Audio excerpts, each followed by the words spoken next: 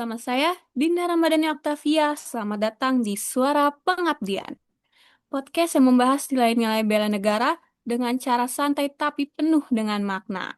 Hari ini kita bakal membahas salah satu nilai-nilai bela negara, yaitu salah satunya rela berkorban untuk bangsa dan negara. Pada pembahasan kali ini, saya mengundang tamu yang luar biasa dan spesial. Kepada Kak Leni, dipersilahkan untuk memperkenalkan diri terlebih dahulu, Kak. Halo Kak Dinda. Halo Kak Leni, dari mana Ya, nih Kak asalnya Kak? iya Kak Dinda, terima kasih atas kesempatannya. Eh, saya Leni dari Lapas Salemba. Bener banget nih teman-teman, ini topik yang penting untuk dibahas, apalagi buat generasi muda dan calon ASN. Oke, sebenarnya gimana nih menurut Kak Leni pengertian rela berkorban untuk bangsa dan negara? Menurut Leni sendiri, rela berkorban itu adalah sikap mendahulukan kepentingan bangsa dan negara di atas kepentingan pribadi dan golongan.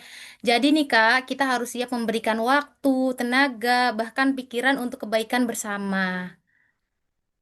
Oh, berarti nggak harus dari hal-hal yang besar dahulu gitu ya Kak ya? Betul banget, bisa dari hal kecil pun udah termasuk untuk suatu bentuk pengorbanan kepada bangsa, Kak. Oke, ada nggak sih contoh nyata dalam kehidupan sehari-hari?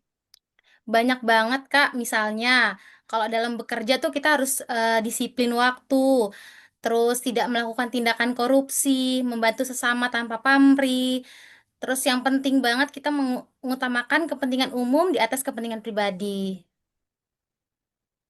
Oh, jadi sebenarnya tanpa kita sadari dan niatkan kita tuh sering melakukannya ya Kak ya?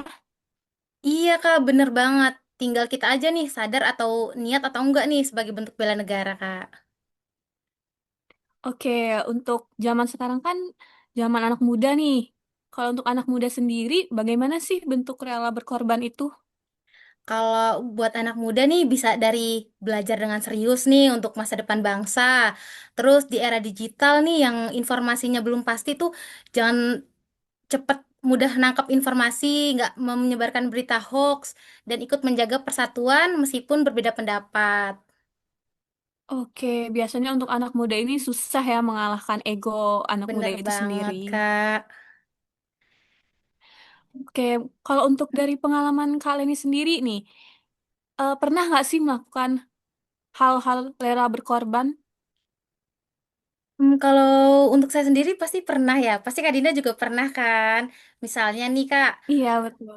saat waktu harus mengorbankan waktu istirahat kita demi menyelesaikan tugas yang berdampak untuk orang banyak. Walaupun capek nih, tapi kita harus mengerjakan gitu untuk biar kita bermanfaat Kak. Oke, relate banget sih itu, tapi hal kecil kayak gitu aja sering kita anggap sepele sih. Oke, kan sebagai calon ASN nih Kak ya, kenapa menurut Kakak nilai ini sangat penting?